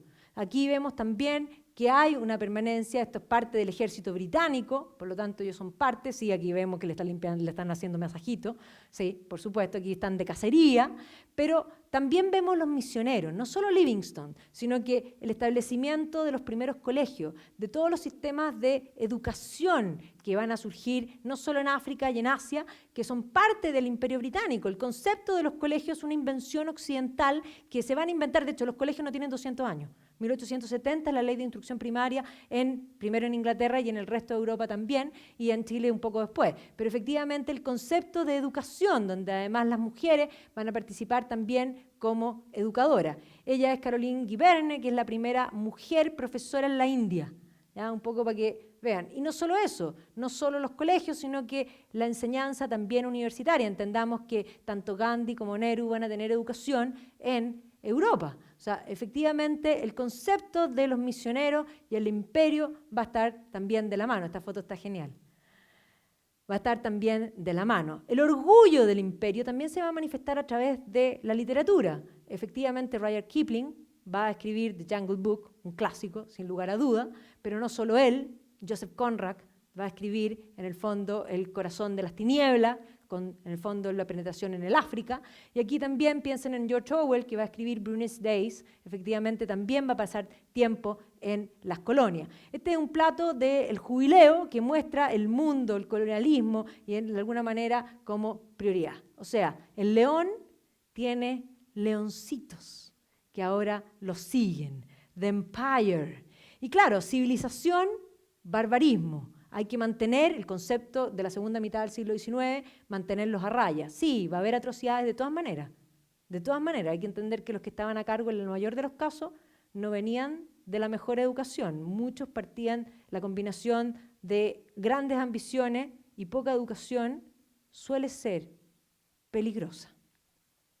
Y por lo tanto, sí, va a haber una serie de guerras coloniales. Entre ellas, la más vergonzosa va a ser la guerra de los Boers, donde van a terminar peleando blancos contra blancos, porque efectivamente habían llegado primero los holandeses, y los holandeses que van a ser expulsados del Cabo se van a ir hacia el norte, hacia el Transvaal, y ahí estaban tranquilos, hasta que descubren diamante. Descubren diamante y por lo tanto había que sacar a los holandeses del Transvaal, y estas son las famosas guerras de los Boers de finales del siglo XIX, donde además los ingleses van a terminar haciendo campos de concentraciones de holandeses, son los primeros campos de concentraciones de la historia, aunque algunos plantean que los españoles hicieron algo similar antes en Cuba, pero no tenemos registro. Generalmente se habla del primer campo de concentración en la guerra de los Boers, donde además va a morir un montón de gente en el fondo de inanición y de poca ocupación, porque las raciones alimentarias eran tremendas. Así que ahí están, en el fondo, la guerra de los Boers, que además no tenía ni siquiera el concepto civilizador, porque eran blancos contra blancos por el tema de los diamantes. Estados Unidos, un imperialista, sí, ha crecido el tío Sam. Theodore Roosevelt va a plantear o va a aplicar, en el fondo, la doctrina Monroe, en el concepto de América para los americanos, va a empezar a intervenir en el Caribe y va a apretarle la cola, podríamos decir, al león. Y el tío Sam, que partió siendo chiquitito, va a engordar, engordar, engordar, cuando ya efectivamente se va a convertir en algo peligroso.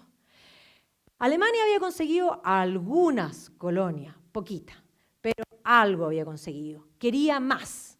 Y efectivamente esta lucha y esta ambición va a llevar al mundo a una competencia colonialista y industrial que va a ser, finalmente va a estallar en lo que va a ser la Primera Guerra Mundial. Y va a ser mundial por eso, porque Inglaterra va a ir con sus colonias.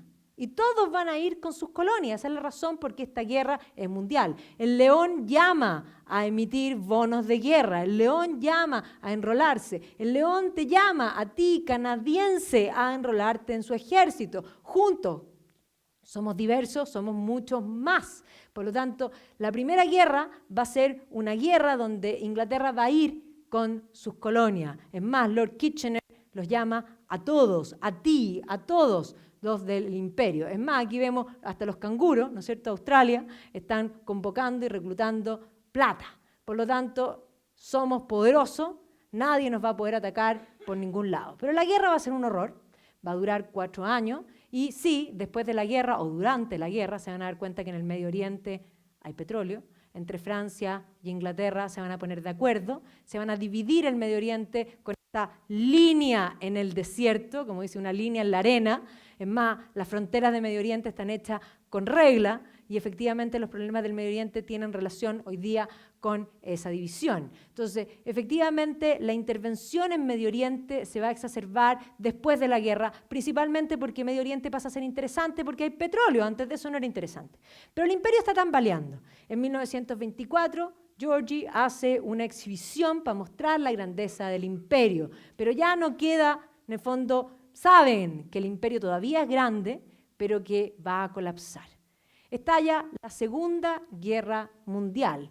Hitler, de alguna manera, no ambiciona un par de colonias, quiere el mundo completo, y evidentemente la guerra de la Segunda Guerra Mundial va a terminar colapsando el imperio. El fin del imperio, el triunfo de la guerra va a terminar con la idea de Britania. Va a salir electo un Labour, no va a ganar Winston Churchill en las elecciones del año 45. Van a ganar los Labour y efectivamente vamos a ver que Attlee va a querer construir el estado de bienestar y va a creer en las ideas de Keynes de la intervención del Estado. Y va a estar tan preocupado de estatizar todas las empresas británicas que en realidad no va a prestar mucha atención a lo que está sucediendo en el imperio. Además, el país estaba absolutamente colapsado, el desabastecimiento estaba a la orden del día. Por otra parte, la mitad de Europa había sido tomada por Stalin, no está hasta el contexto de la Guerra Fría, Europa está destruida y Estados Unidos, que ya después de la Primera Guerra había mirado a Europa de tú a tú, después de la Segunda Guerra los miró, a ver, ¿cómo nos ordenamos? Aquí mando yo. Y efectivamente Estados Unidos va a aportar con el Plan Marshall y Clemens Attlee está tan preocupado de estatizar y terminar con todo lo que quedaba de industria privada, en el fondo, en Inglaterra, que no se va a dar cuenta que se le va a desarmar el imperio. La primera en independizarse en 1947 va a ser la India, que efectivamente no va a ser un tema fácil, porque si bien Gandhi va a lograr la independencia, va a ser asesinado al año siguiente y por lo tanto Nehru va a terminar tomando el gobierno. ¿Va a volver Churchill? Sí, al gobierno después de Attlee, no va a retroceder en el estatismo, va a ser nombrada una nueva reina el año 53, desde ahí está Isabel II. Y aquí se van a empezar a producir, en el fondo, movimientos en África. Primero va a surgir esta rebelión de los Mau Mau, y efectivamente va a ser en el gobierno de Anthony Eden donde se van a producir nuevas crisis, como la crisis del Canal de Suez, o crisis en el fondo en ciudades de Egipto, que van a ya llevar en el gobierno de Harold Macmillan a que Harold Macmillan tenga que, en vez de decir, se nos están acabando las colonias, porque eso es lo que estaba pasando, está quedando la embarrada, les vamos a tener que dar la independencia, no queda otra, en vez de decir, nosotros, nos pasó esto, él va a plantear que nosotros les dejamos hacer esto. Es decir, él va a hacer un discurso, que es más, de ahí viene la canción, que él lo va a llamar Winds of Change, tiempos de cambio. ¿Ya? Y Winds of Change tienen que ver con que efectivamente estaba la embarrada y por lo tanto estos vientos de cambio están soplando en el continente. ¿Ya? Es un hecho político y se va a producir efectivamente el 57 la independencia de Ghana, después la independencia de Nigeria, después la independencia de Kenia. Es más, Macmillan va a estar preocupado de un acuerdo con Estados Unidos que le va a permitir poner ojivas nucleares en territorio británico y eso va a llevar a movimientos en favor de la paz, por lo tanto toda la descolonización va a pasar un poco desapercibida. Perdón, vuelvo atrás. Va a pasar toda desapercibida. Va a ser el gobierno de Wilson, que nuevamente es un Labour, que va a estar a cargo de todas las leyes más bien valóricas, digamos, cambiar la sociedad británica, el que va a permitir la entrada de todas las excolonias que tenían pasaporte británico a Inglaterra. Esta foto que viene ahora es genial, porque aquí ustedes pueden ver pasajeros de United Kingdom only. ¿Ya? Y la fila efectivamente va a ser puros, en el fondo, que vienen de África después de la descolonización, que han decidido dejar sus países e instalarse en el Reino Unido. Y esto va a hacer que políticos conservadores como Enoch Powell, que ahora ha sido súper citado, va a hacer otro discurso emblemático que se llama Rivers of Blood, donde él plantea que esta política indiscriminada de migrantes es algo no aceptable. Y la sociedad británica se va a dividir. Esto estamos hablando de la década del 60. Entonces, en contra de los migrantes, a favor de los migrantes, uno y otro.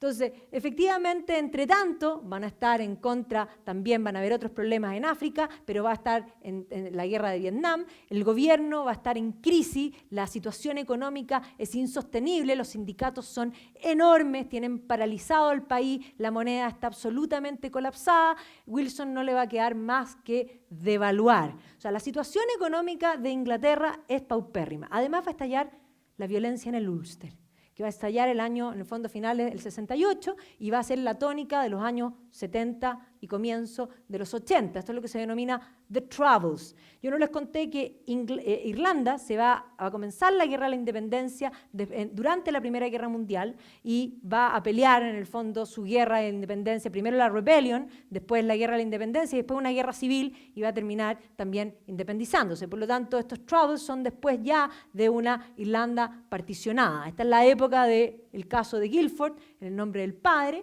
Inglaterra va a entrar a la Unión Europea y la crisis, se le va a sumar la crisis del petróleo y Inglaterra va a tocar fondo. No solo Inglaterra, el mundo entero durante los 70 va a tocar fondo. La crisis económica va a hacer que suban los punk como movimiento, criticando todo. Es más, el álbum de The Sex Pistols de ese año se llama Anarchy in the United Kingdom. Esto es insostenible, es absolutamente insostenible. Y esa situación va a tocarle al pobre Callaghan, que va a ser el último Labour en el gobierno, donde los sindicatos van a paralizar al país, le van a pasar por arriba, se le ve la pura nariz al pobre ahí, aplastado churrado, y se va a producir The Winter of Discontent, donde todos los sindicatos van a parar. Esto es Londres, esto es la basura en Londres, esto es la crisis total, donde es más, cuando la prensa le pregunta a Callaghan qué opina de la crisis, él contesta lo peor que un político puede contestar. ¿Qué crisis? Eso es peor que me enteré por la prensa, yo siempre digo lo mismo. Entonces, ¿qué crisis? Y el Sun va a titular, ¿Crisis? ¿What crisis? Y todos los libros se llaman exactamente igual, Crisis, What crisis? Y esto va a llevar a tocar el fondo profundo y finalmente va a llevar a los, en el fondo, conservadores, con Margaret Thatcher al gobierno. ¿Por qué termino con la Thatcher? No termino con la Thatcher, pero la Thatcher es importante para hablar del colonialismo, porque efectivamente su posición, por una parte como dama de hierro, del lado y conjunto con Reagan, va a pelear como un bloque, más bien va a acercarse muy profundamente a Estados Unidos y va a ser considerada una peleadora por la libertad, va a entrar en contra del estado de bienestar, va a privatizar todo, pero efectivamente el año 82, cuando Galtieri toma las Islas Malvinas, ella va a reaccionar al tiro. Y es más, muchos van a sentir el orgullo del imperio, el concepto que podríamos decir de Star Wars, The Empire Strikes Back. ¿Ya? Y efectivamente, no solo Strike Back, sino que va a ganar rápidamente, esto va a generar un orgullo, y eso va a implicar que ella va a llamar a elecciones anticipadas y que va a ser electa, pero va a arrasar. La tranca de haber perdido el imperio era muy profunda en la gente, por lo tanto, esta muestra de poder británico hizo que ella ganara por lejos. O sea, por favor, ahí la Thatcher aparece como Britannia, ¿ya? Overseas, y pueden ver ahí The D-Day, en el fondo, de las Islas Falkland. Y otra vez, la batalla, la idea del concepto del poderío atlántico, de la Navy, ¿ya? De ellos. Y es más, ella otra vez va a aprovechar el vaso medio vacío o medio lleno y va a decir que mientras la Unión Soviética ha esclavizado a más de la mitad de la población, nosotros, los británicos, le hemos dado libertad. ¿Ya? O sea, ella va a usar el concepto. Y claro, la línea de la Thatcher, que no va a creer en Europa, va a llevar a un euroescepticismo que va a terminar ahora en el Brexit. Y piensen, miren estas portadas. Believe in Britain. Esta es una portada. Y miren la portada del Daily Telegraph. The Empire Strikes Back. El imperio vuelve. No sé cuánto, porque efectivamente ahora viene el problema, quedamos solitos, ¿ya? Entonces ahora vamos a restablecer el imperio, pero ¿cómo? Y obviamente que esto implica cerrar la frontera y evidentemente hay movimiento en contra de esto y hay varios que aparecieron, no encontré la foto, donde decían, no nos quieren aquí, o sea, nosotros estamos aquí, porque ustedes estuvieron allá. Eso es lo que decía, en el fondo, el letrero. Y obviamente que la pobre Theresa May, dándole la cara, en el fondo, vuelta a Europa, Macron va a firmar finalmente a Europa, no le ha quedado más que acercarse a las antiguas colonias. Nosotros que éramos tan amigos, ahora podemos volver a comerciar. Esta fue la última visita que hizo ahora a la India, que encuentro que ella, o sea, perdón, ahora, ojo, es la primera vez que no se viste casi de rojo, porque ella siempre está de rojo, fíjense. ¿Ya? Siempre está de rojo. Aquí está genial, encuentro, un tema no menor. Aquí está con el presidente de Sudáfrica, que están de mejores amigos, de rojo, como pueden ver. Ahí está de medio rosado. Con el Medio Oriente también yo soy sus amigas. Con los chinos, yo también quiero ser amiga de ustedes. Con los Japón, yo también quiero ser amigo de ustedes porque ya no me queda nadie más. Trump dice, ¿queréis que sea tu amigo? ¿En serio? No estoy tan seguro. No sabe si puede. Es más, aquí él visitó recién el Reino Unido y tuvo todos los honores, fue el tema. Y Putin, obviamente, también con una cara de incertidumbre. Generalmente lo que está en el tapete es este concepto de que el imperio nos lleva al concepto de la estrella de la muerte y de Lord Vader. Y esto es lo que nos encontramos particularmente con Shashi Tharoor, que es este historiador que yo les dije hindú, que es el que habla de, es más, el último libro se llama The Inglorious Empire, What the British Did to India, ¿ya? Que muestra todo lo malo. Es más, An Era of Darkness. ¿Ya? Muestra, aquí se enfoca en todo lo malo. Es más, este es, si me preguntan a mí, ideológico, porque es incapaz de ver ningún punto. ¿Ya? Por otro lado, aquí hay otros libros que van un poco a lo mismo, que son los contrarios de, en el fondo, el imperialismo, que plantean esto. Se llevaron todo, no quedó nada. Pero los fantasmas del imperio, a pesar de que el imperio se fue, permanecen. Y permanecen. Juegan polo, arriba de elefantes, pero juegan polo. Es más, India es el gran competidor contra los británicos en cricket. Es el gran orgullo, el equipo de cricket, digamos, de la India. Tienen music show. Es más, Bollywood. Y todo este afán se debe a la presencia británica. Parte de lo que hoy día son se debe al imperio. ¿Qué diríamos de los All Blacks? Nadie sabría de ellos. Si no fuera el rugby, elevó el haka a una cosa superior. Y obviamente, acuérdense de Paxman. En todas partes hay un hipódromo. Pero además, en todas partes dejaron una escuela. Sí, el imperio tiene cosas tremendas, pero también tiene esa doble cara. ¿Ya? No todo en el imperio fue malo. No podemos comparar, porque efectivamente en la clase anterior yo hablé del Segundo Reich y el Tercer Reich, que indudablemente es condenable. Aquí es mucho más complejo, es mucho más largo tiempo y sí, hay atrocidades, por supuesto, eso es humano. ¿Ya? Aquí este libro súper recomendable, en el fondo Decline and Fall del imperio. Aquí puse varios de los libros que me interesan, aquí The British Empire. Niall Ferguson, la otra cara de la moneda, considera que el imperio británico es lo mejor que ha existido. Ahora, ojo, no es ideológico, porque sí da todos los puntos de las hambrunas, de los excesos, pero sí dice, la globalización actual no existiría si no hubiese existido el imperio británico. Ellos pusieron no solamente las reglas del comercio internacional, sino que las bases jurídicas para que este mundo se mueva en democracia hasta el día de hoy y que el inglés sea el idioma de transacción. ¿Ya? Entonces, él considera que, en el fondo, Britania y después Estados Unidos de la mano son parte del mismo proceso. Niall Ferguson no es un hombre poco inteligente, es brillante. Y tengo que decirles que yo me terminé ahora el Empire y le doy muchos puntos. Y creo que es mucho más balanceado en reconocer que sí y que no. Y en la parte económica no puedo no reconocer las cosas que él plantea. Pero no solamente Niall Ferguson, a mí me encanta Paxman. Paxman y Niall Ferguson, los dos tienen, si no quieren leerse los libros, tienen los documentales, están en YouTube, están en inglés. Ferguson habla fácil, Paxman lindo. Paxman habla así como que dan ganas de enmarcarlo de lo lindo que habla, ¿ya? Pero además él es como nice. O sea, a mí me encantaba porque yo había leído varios libros victorianos sobre el arte, pero su libro Empire me lo compré hace tiempo y la verdad es que él es también muy ecuánime. Él es el que plantea esa idea de los deportes, de fair play y de playing the game. Eso es el imperio. Y ahí está Paxman, que además es como nice, él. No digo que sea buen mozo, pero es como nice, es como habla lindo. Ahora, cuando uno escucha, es como el británico perfecto, él es bien posh, ¿ya? Así que ahí está el Empire de la BBC, pero yo les recomiendo también el de Ferguson. La próxima semana es el turno del Imperio Austrohúngaro. Y aquí tienen la historia del amor o no entre Francisco José y Sisi. A ella le encantaba Hungría, era muy cercana a Hungría, y algunos húngaros también.